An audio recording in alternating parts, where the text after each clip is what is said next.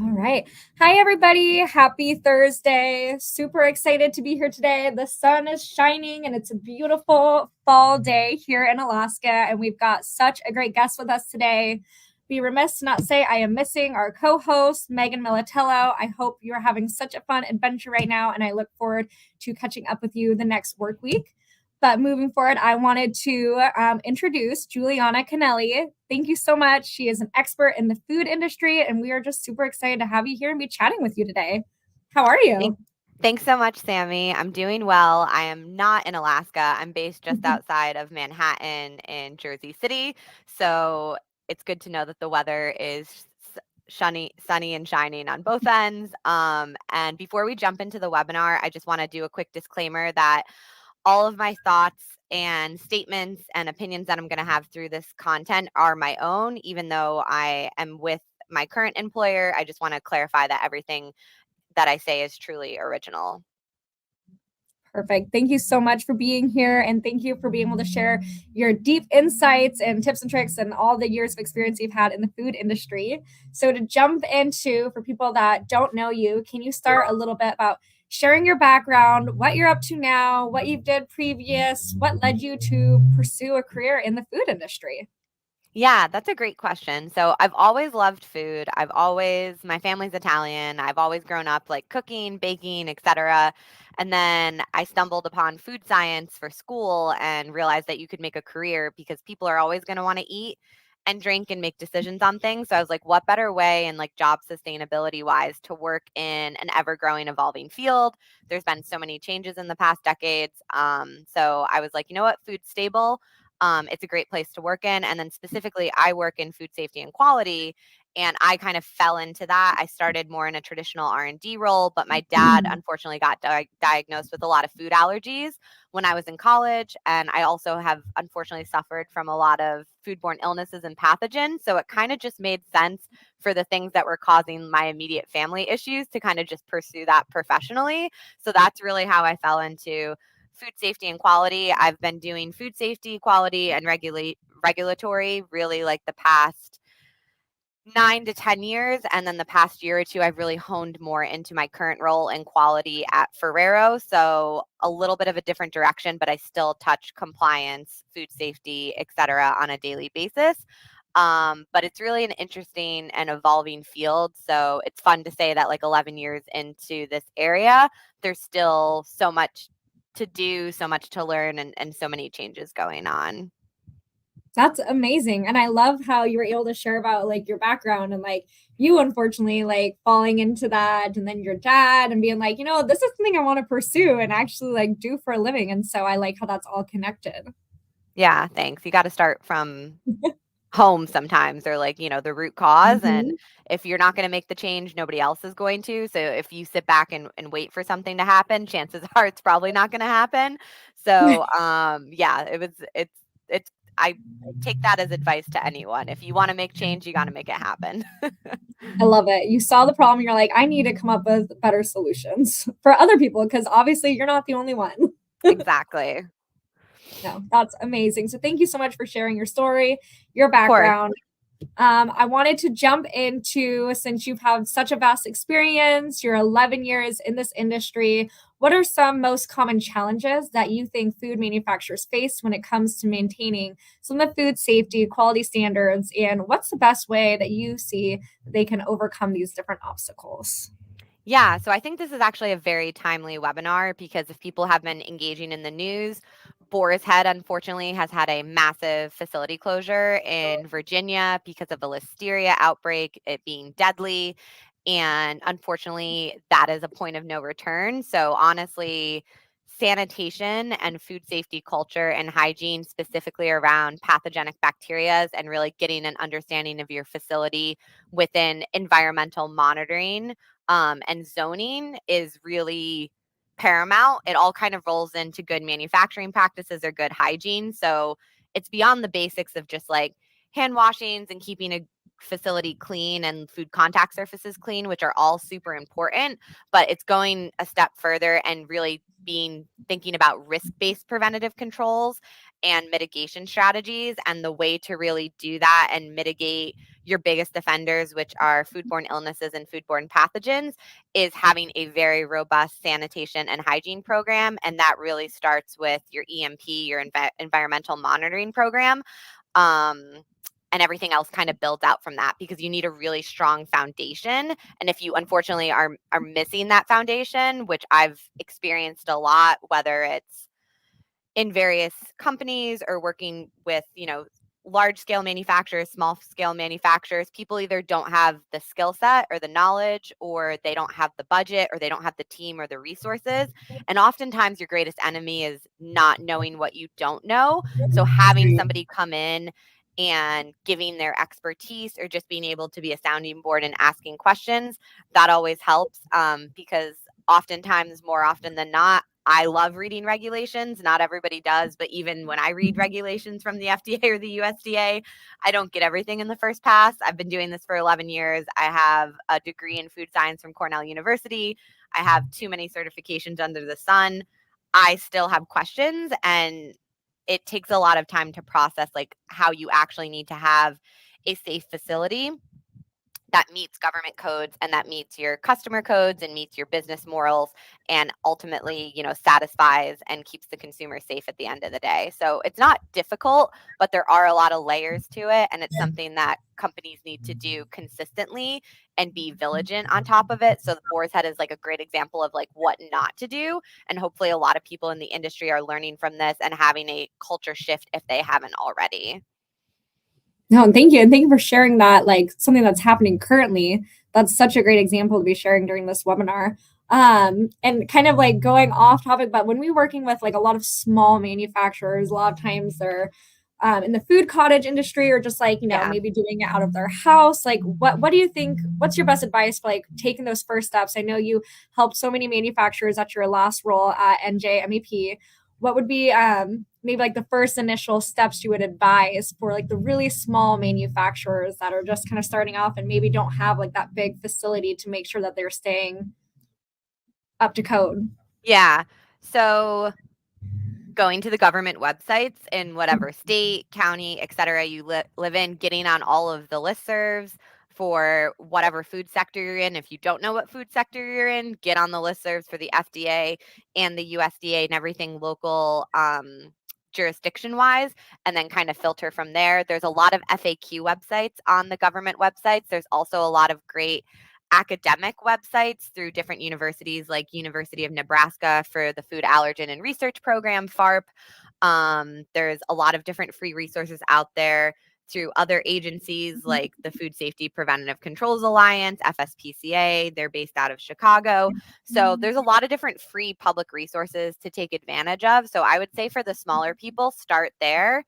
And then when you get overwhelmed, start reaching out to the next step of, okay, there's some subject matter experts, there's people who have years of experience in, making jams and jellies, for example, or people who have years of experience in seafood, or years of experience in confectionery, because unfortunately every sector is different and varied. So just because you know how to do risk mitigation for food safety and hygiene for a pasta sauce doesn't mean that you're going to know how to do the same thing on smoked salmon, or a chocolate cookie, or even soda pop.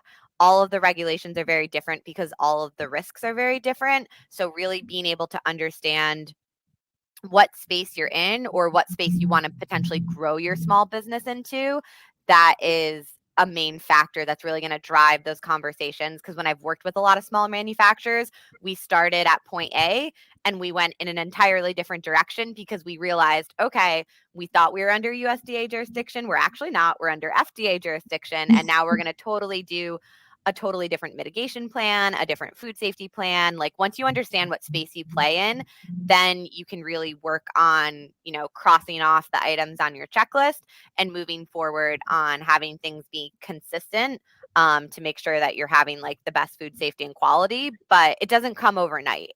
It can be a daunting task for a smaller person when they're starting off. If it's just like a one person company, a couple person company, a lot of people in my experience who start food companies don't have a food background. They have a completely different creative, they have the business mindset, they have the entrepreneur skill set, and then they have to learn more of the technical skills, which is always a learning curve. But in that journey of that process, you don't always have to do it alone. You can have other people on your team, whether it's consultants or university experts or reaching out to government officials. There's a lot of different ways to do it. So don't ever feel like you need to be a one person business. You want to lean into various things, because one person can't know everything. Even though I know a lot in food safety and quality, I don't know everything. I have, my hit list of people I call when I have questions. So it's honestly really good as a small business owner just starting off to start with the basics and start to build a network, because you'll start to figure out who you click with and who is more reliable in answering questions, whether it's from a university, a government website, somebody local, a consultant, whatever it is, starting to build up that constant form of communication and building a strong foundation in food safety and quality is going to set your business apart. I know everyone jumps into the marketing and the sales because that's what's going to keep the business going. But unfortunately, I've seen a lot of startup companies plummet off because they didn't put the time into the compliance aspect of it. And unfortunately, if it's not a safe and high quality food, or beverage or whatever is going out into the market, you're not going to get that ROI and you're not going to get retained customers. And unfortunately, your business isn't going to evolve the way you thought it would. No, absolutely. Yeah. If you're not meeting those standards, I could see people are not going to want to go back. And then a lot of businesses probably get shut down, I'd imagine, because then they're not up to the compliance that they're supposed to be meeting. And thinking, I Exactly. mean, I've never had a food manufacturing facility, but I'm like, yeah, that does have to be daunting for the smaller ones, especially if you're like doing one thing and you're like, have all these great entrepreneurship ideas. Like, let's grow to this. I mean, you're almost like changing every time you want to add something new Hmm. if it goes Exactly. in a It's direction. constantly keeping up with things, and there's a lot of formula changes, and when you change a formula to something, your risk can change. Say you're changing the water activity, you're changing the moisture content, you might be introducing an allergen to a new recipe. So all of those things really need a very technical detailed eye to, with somebody with the experience in that, to make sure that you're doing the right things before you go to market or before you have saleable product. There's a lot of homework, if you will, that has to happen before a launch, not you launch and then you learn afterwards. That's usually where companies have issues, in my personal experience. No, that makes sense. Thank you so much for sharing that. And it sounds like that's what I would assume a lot of people used to go to you and work with you when you were at your old role at NJMEP. So thank you. And kind of going into the next question, during your time that you spent with the MEP, I know you worked closely with food manufacturers and helped them navigate industry regulations. Could you share a success story or an example of how you were able to impact a company that you worked with previously? Yeah, I think there's a lot to be said about having success with smaller manufacturers. It's really the backbone, or should be the backbone, of America instead of corporate America. So it was really rewarding for my 4 years that I was with NJMEP, really running the food and beverage division there, and then also connecting with other MEP centers nationally. There were a lot of success stories. I don't want to mention anybody's name, so I'll just keep it broad in that sort of sense. But a lot of clients came to me with the fact of, I want to grow my business and I want to start selling to the Costcos, the Targets, the Walmarts of the world. How do I get GFSI certified, which is basically um, the food safety standard of doing audits. So it's like, okay, there's a bunch of different auditing schemes you can do. How do I get there? Because you have to pay to maintain the certification. You have to pass the exam.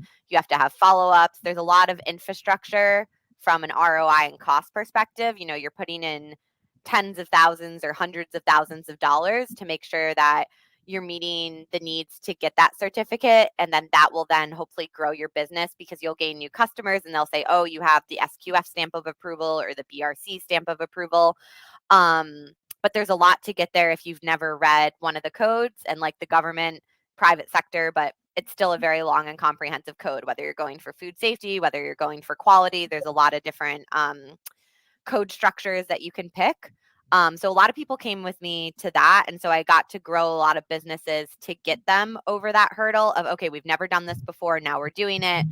We've passed, we've done really well, or maybe we failed one of those audits. I've taken people who had failed and then got them to passing, or a couple of things that were like tougher situations, like more longer term projects where companies were going through a live pathogen issue at their facility. Either they were coming off of a recall, they had a recall in the past, they were under warning with the FDA, they got a warning letter. So I worked very closely with a couple of facilities there, doing root cause analysis, working on the environmental monitoring program, deep diving into sanitation, working with FDA officials, working on all of the responses to the government and showing a significant improvement of, okay, how are we going to mitigate risk and how are we going to move forward to ensure that that company is not going to go through another recall, that they don't have to do a withdrawal, that they don't have to shut down.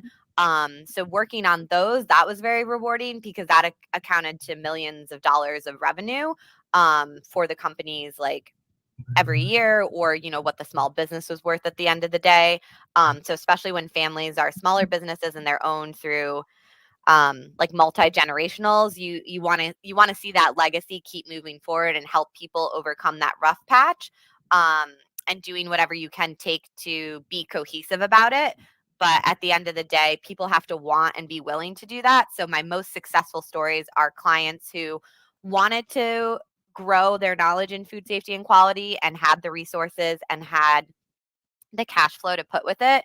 The ones that weren't as successful are the ones that didn't want to move the needle forward, and that's okay. You can stay in a smaller area and not necessarily grow the business, but just working to maintain your food safety and quality compliance where it is. At the end of the day, there's no shortcuts. If there's shortcuts, there's repercussions.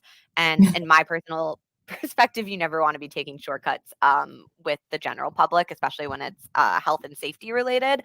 So there were a lot of clients that I worked with who wanted to do the right thing and wanted to learn and expand. And then there's always people who, just want to check a box and go through something. So the ones that I've felt like the most joy and personal reward and satisfaction from are the ones who want to take their business to the next generation and want to be able to expand offerings to their consumer base and really just grow and develop their food safety culture internally, is what everybody's calling it now. Like, say something, see something, do something, but don't just sit back and passively I'm going to go back to the boar's head example because it went on for years and nobody said anything and nobody did Right. any kind of investigations.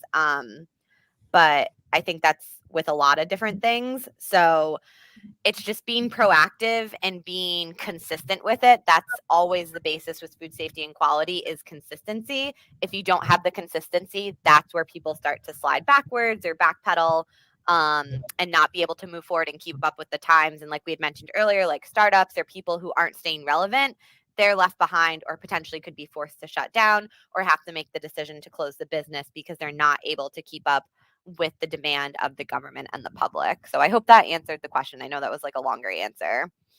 No, it absolutely answered the question, and it's really great to hear some of the success and rewarding stories that you got the chance to work with in your previous role. I'm curious to ask, so if you are working with that manufacturer, you have a manufacturer Mm-hmm. that is in that space that is ready to grow and expand, what training would you recommend? Like, what would be the first step for them to reach out and recommend they get this certain training or quality? Yeah.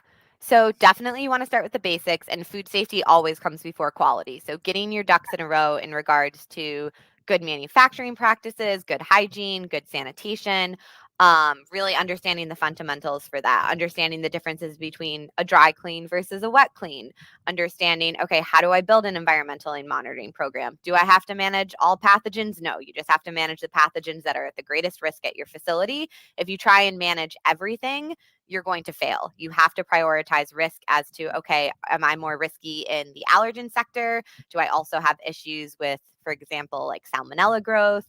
So there's a variety of different things that you need to prioritize, but you don't know what you need to prioritize until you really take the basics with cleaning and sanitation and good manufacturing practices. And then depending on what industry sector you're in, because all foods are regulated differently. If you're in the produce sector, there's a lot of different produce courses that I recommend taking through the Food Safety Preventive Control Alliance and the USDA.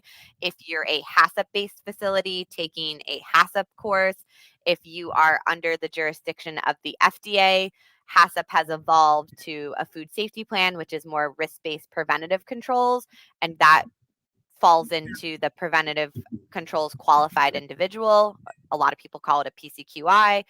So understanding how to build your food safety plan, which rolls into the regulations of FSMA, are very important, but it's very nuanced and there's a lot of acronyms. So if you're selling hamburgers, you wouldn't be making a FSMA food safety plan. And you wouldn't need certain certifications and certain things. Just like if you're a cantaloupe grower in California, you're going to need to understand agriculture and runoff water treatment and various ways to do sampling and testing to meet those regulations versus if you were, a fish processor in Seattle, for example. So there's very nuances of like where you're going to go down that path.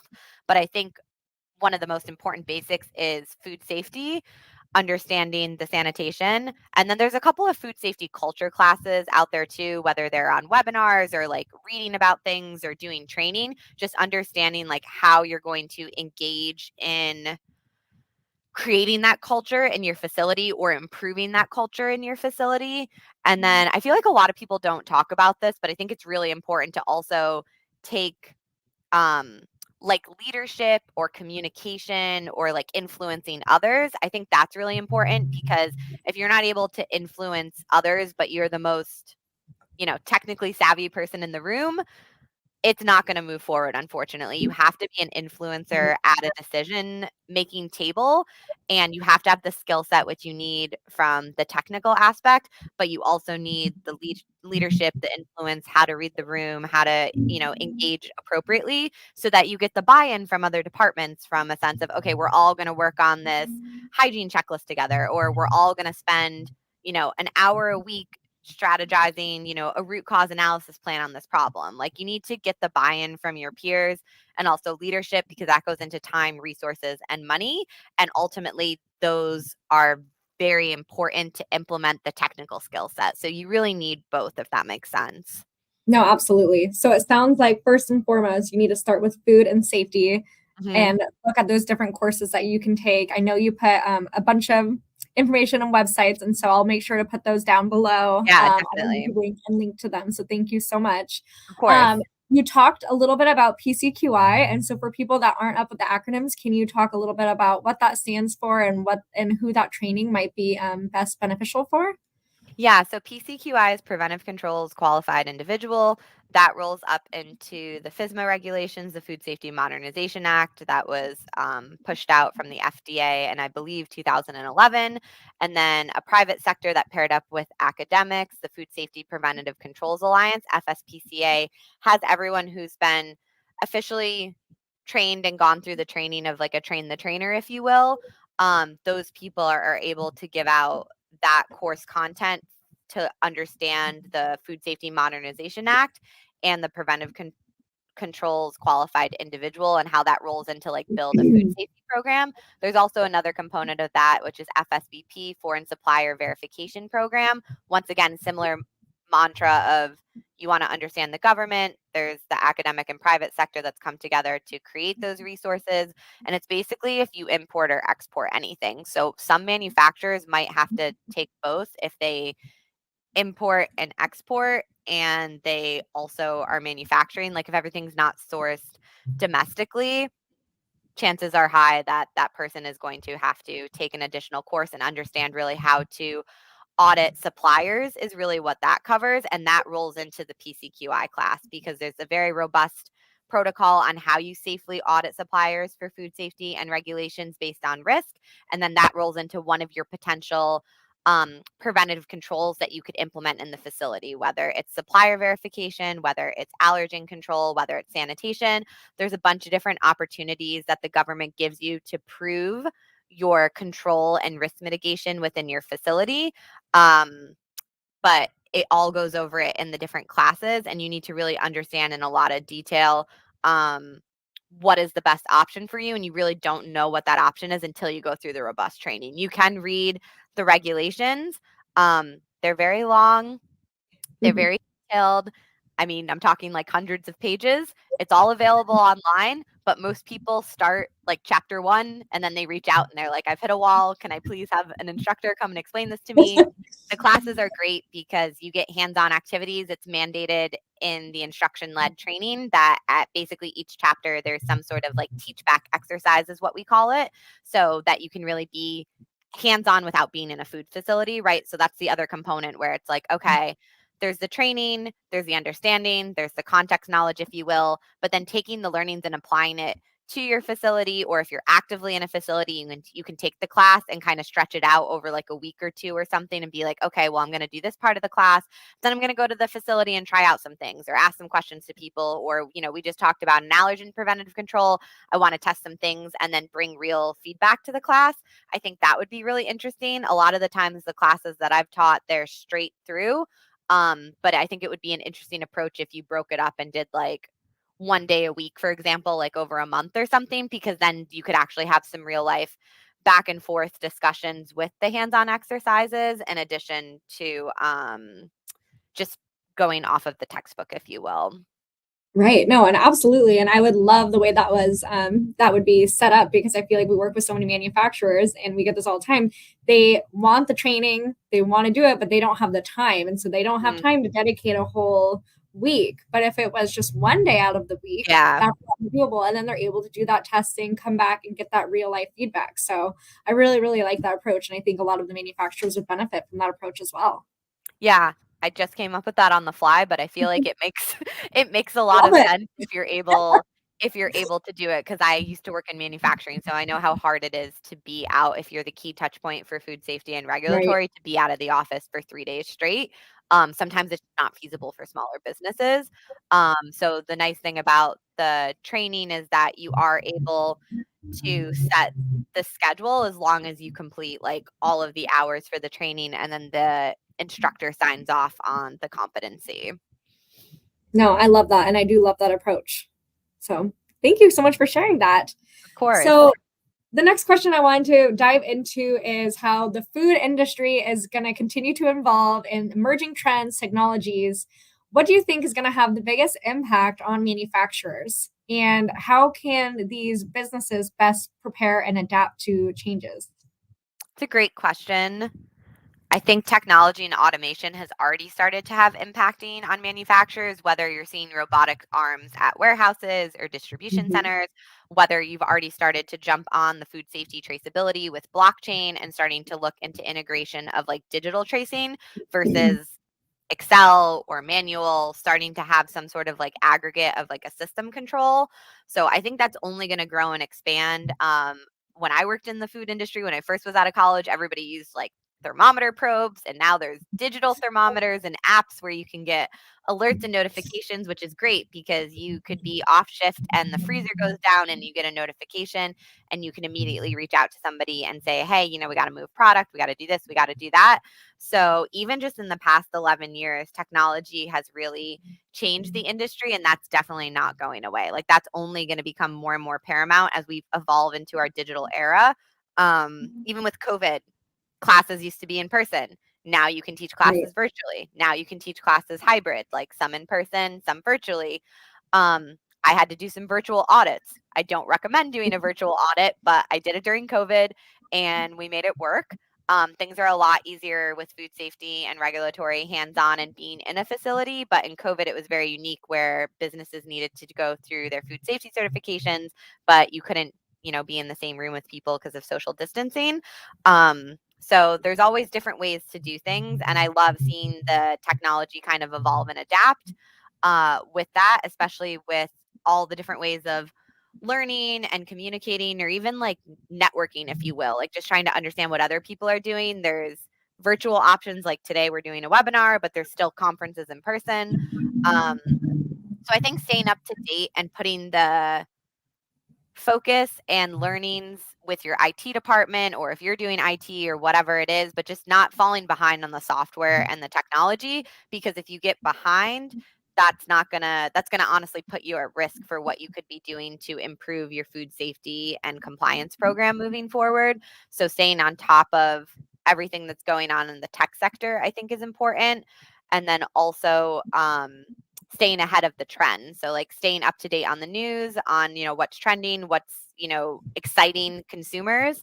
And then the not so exciting part is the recalls, staying up to date on the recall list. There's a Food Keeper app that I have through the USDA that we can link in, and that you get real time alerts as things happen. So you are always aware of what's happening across all of the sectors. So that honestly helps too, because if you're in a similar sector, um, for example, like if there was a cheese recall, or like there was something recently with the liverwurst with boar's head, if you're in a similar sector like sliced deli meat, take those opportunities to learn and understand and what's going on in the industry, and see how you can directly apply those learnings to make sure it doesn't happen at your meat facility, cheese facility, chocolate facility, insert the box, you name it. There's a ton of information on recalls, so it's not always just active, it's getting into the FDA databases. They keep a list of so many years of all of the warning letters and recalls and issues that they've had, and all of the corrective and preventative actions they've done to move a business forward. So those are really interesting learning opportunities to say, okay, if I'm growing romaine lettuce, I can learn from all of the different issues with the EHEC E. coli outbreak that happened in 2017. There's still things that are going on, but you can learn from the past, and all of that is captured digitally in the FDA database. So I think that that's also a good way to like integrate technology. It's not just software, but it's like using the web to constantly stay up to date and not fall behind, but also learn from the past so that you can be more present for the future. No, absolutely. Thank you so much. There was so much to unpack there. So essentially, I mean, you need to stay on top. I mean, for the beginning, there's so many different digital technologies that are out there that's only making food safety easier. And so that's something to, if they can integrate into their business, they should be, like you said, with like the freezer and getting it, the notification straight to your phone and the digital thermometers. But then taking it further, digging into the past. And, it seems like there's a database or an app or something digitally that you can just have on your phone to really keep up on those trends and do that research to make sure that you aren't creating the same mistakes. So thank you so much for sharing that. That's Of incredible course. insight. Yeah, there's a ton of tools out there. People just have to know where to look, and they have to actively be engaged. Because a lot of people, I've heard excuses where it's like, oh, I don't know where to go, or I don't know where to look Right. for, or I don't have the time. The digital era now has made it so even if you don't have the time, you have the time to check your email. People check their phone at least once a day. Like you can go in through the apps and see, okay, what's going on? Is there anything I need to be aware of? Stuff like that. So it doesn't take a lot, but just taking the time to be an informed citizen and how you're going to like grow and develop your business, that's really important. And so especially if you're a leader, whether it's in food safety, quality, compliance, as a small business owner, entrepreneur, staying on the pulse is essential, not just to grow and promote your business, but to keep it like the safest it can be to the general public. No, absolutely. And it's definitely worth dedicating that time. And the digital and technology that's out there now is just making it that much easier. Definitely. So, last question I always like to ask to kind of wrap up this discussion is, what's the single most important advice you would offer for food manufacturers or small business owners to ensure long-time success in the industry? Sammy, that's a tough question. There's so many different pieces of advice, but to ensure long-term success, honestly, it goes back to the people. We talked about digital, we talked about robots. We're always going to be dealing with some sort of integration, but I don't ever think, at least not within our lifetime, everything's going to be totally digitized. There's still going to be humans, skilled humans making decisions at the end of the day, and you need to support your workforce. So that goes back to upskilling people, giving them the tools and resources they need to succeed. If they don't have that information, getting them that information, not creating hierarchy and putting people back because they don't have the degree or they don't have the experience. If they're in the role and they're qualified, or they need to be qualified to do that, the company needs to carve out the time, money, and resources to make that happen. Because if there were to be a food safety or a quality incident, the government or the private sector is not going to care that you didn't prioritize getting somebody to where they need to be, it would come across to the public that you put somebody unskilled and you didn't support them. So obviously they're going to be set up for failure instead of success.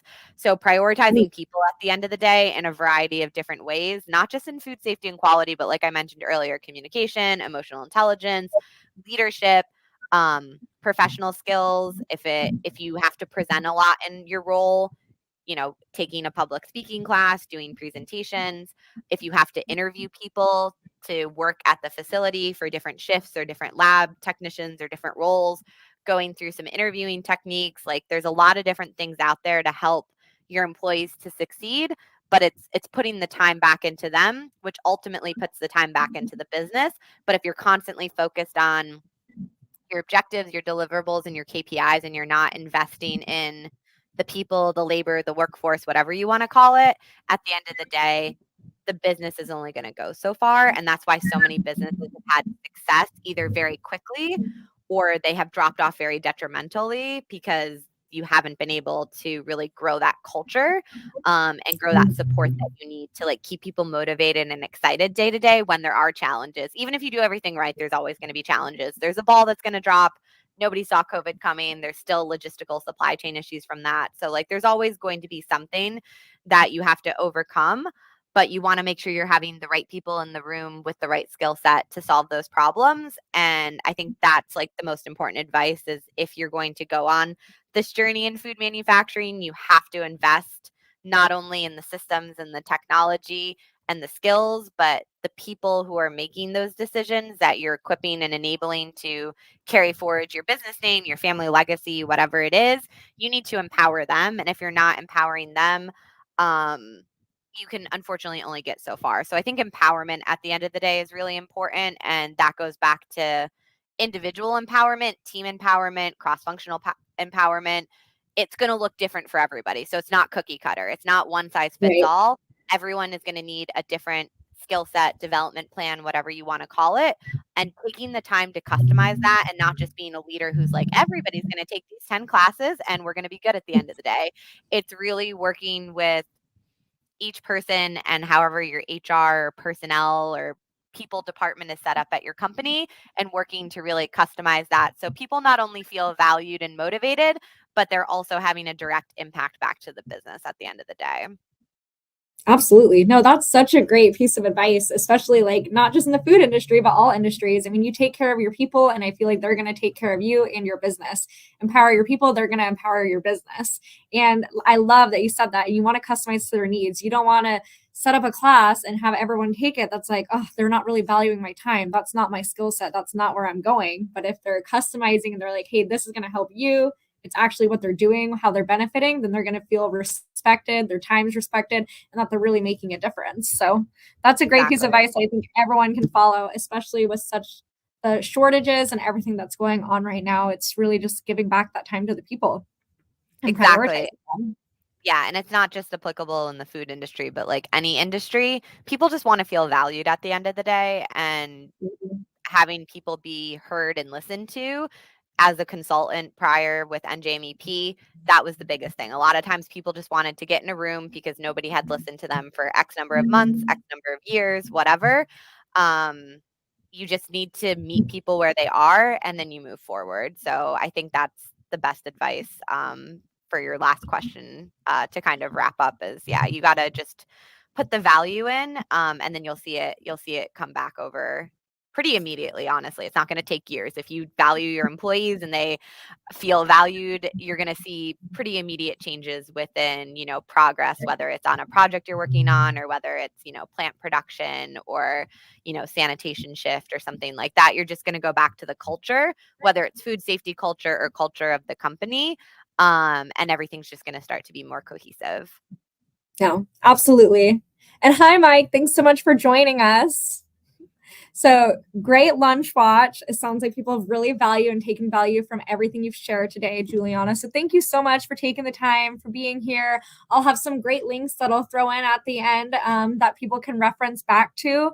So thank you so much for coming here. And I'll make sure to tag your LinkedIn so if people want to get in touch with you, they'll be able to. And thanks for being here. I hope you guys join us. We do these every other Thursday, and we'll have another speaker in a few weeks. So thank you, and have a great rest of your week.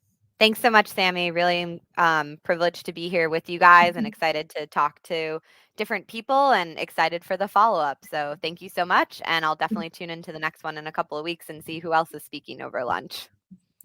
Thank you.